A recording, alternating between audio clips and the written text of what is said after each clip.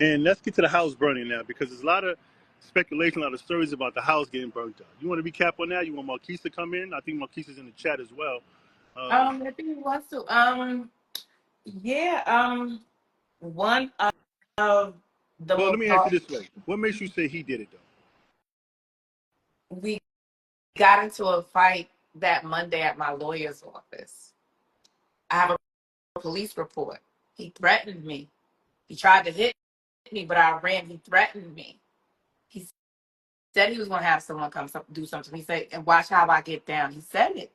And that Friday, I do believe that was Monday. That Friday, I had to do my deposition. I was taking my piece to school.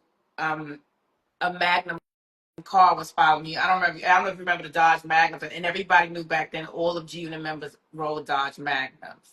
Um, was following me to Marquise's school. I ditched the car, um, drove drove to Queens and drove to my grandma's house. Mia was already in school. I get to the courthouse.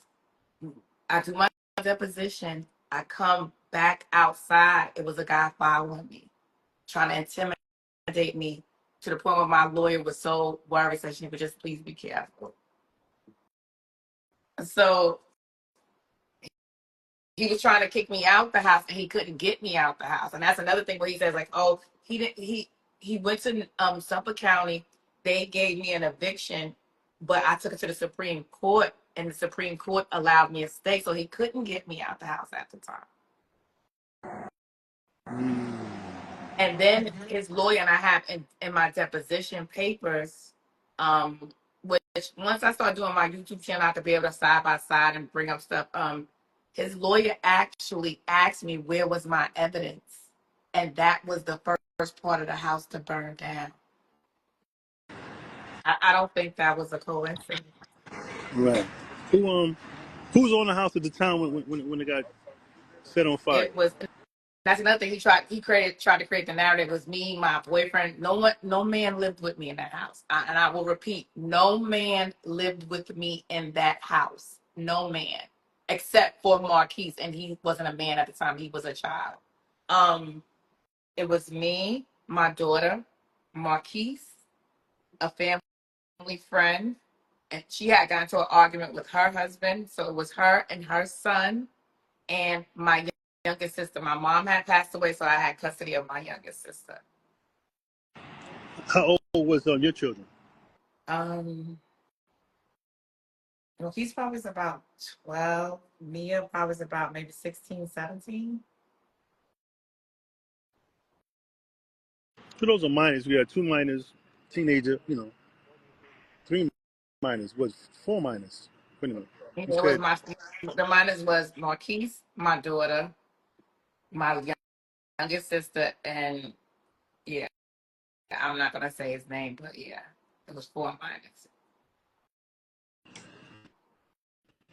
do you think it was a move to try to scare you or try to get rid of you?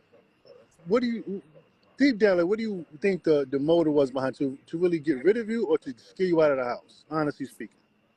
I think it was to kill us because the time it wasn't like it happened when the kids were in school. Maybe I was there by myself, or it happened the hours you're sleeping. No one's up. It was still dark outside to the point where when I heard the glass shatter, because what happened was Marquise was sick that day. Even though I was going to take him to school, like I said, the car was following me, but he was sick. So I was like, you know what? I'm going to ditch this car. I don't feel safe taking him to school, but I'm going to take him to my grandma's house. So Marquise was sick that day. I could not sleep. And that's why I said, I don't want to get all holy roll on everybody, but that's when I say, if you don't know God is real, I feel sorry for you. Because I could not sleep. At the time, I was sleeping downstairs in the guest room. Everyone else was upstairs. I waited. Like I said, um, a close family friend, her husband, and they got into an argument. So I waited for her, or I slept on the couch in the family room. I brought her in the house, set her upstairs, and I stayed in the guest room downstairs. I could not sleep. I kept waking up, waking up, waking up. And so I said, you know what? I said, Marquise, I said, let me go check on him because Marquise had a habit throwing up in his sleep. So I said, you know what? Let me check on him. I'm just going to just check on him. And then I ended up getting into bed with him. I said, let me just keep, because he was kept coughing. So I was like, you know what? I get scared he's going to throw up in his sleep, and choke. Marquise's coughing kept me from being in a deep sleep, but I still was concerned about what was going on. Like I said, people were following me. They were at the courthouse, so I was concerned. Um, but I couldn't quite get into a deep sleep. So Marquise's bedroom was in front of the house. So once I heard the glass shatter, I went to the front of the house, and it was pitch dark. I couldn't see anything. So just in that second, I came from Marquise's room to the top of the stairs. I went down maybe 3 steps, and the flames just shot up to the ceiling. It was just, we couldn't even make it downstairs. So you're the first person that's seen the fire. What I'm getting Yeah, from this, right? So I'm gonna I paint the heard the picture. glass shatter. So my daughter said, so she said she thought I broke something because all she heard was me cursing. But for some reason, I was so enraged. I was like, this send somebody to burn the house down. So my daughter said she just heard glass and me cursing, so she just assumed that I dropped the glass or something. And I just kicked into action. I just got everybody out their rooms. We had like a little bonus room upstairs, like we had like a couch and a television and stuff.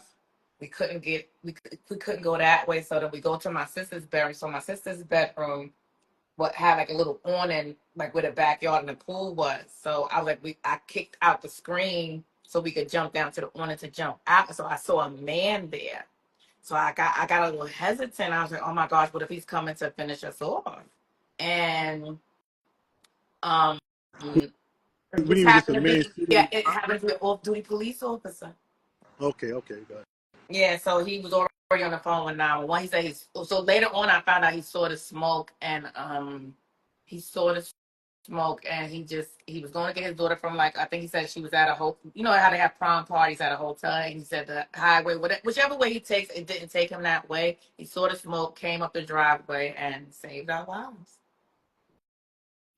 Saved our lives. Y'all got out from the downstairs or the upstairs? From the upstairs We window. couldn't make it downstairs. I said, like, I got to the fourth step, and the flames engulfed, like, it just shot, like, literally it looked like a movie. Like, I can't explain, like, it just like it just went from the floor to the ceiling. So we couldn't make it downstairs.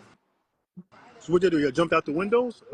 Yeah, we jumped Climb out the down window out of something? my sister's. My sister, where her bedroom was towards the back of the house. So she had an awning, like from the sliding door. So we jumped down from her window to the awning to the floor. But the off-duty police officer was there to break our fall. But I have And no one police had. report that he threatened me. I have all of that. Yeah, I never changed my story. From the 911 call, the man asked me who did it to me. I said who. My story never changed. It never changed.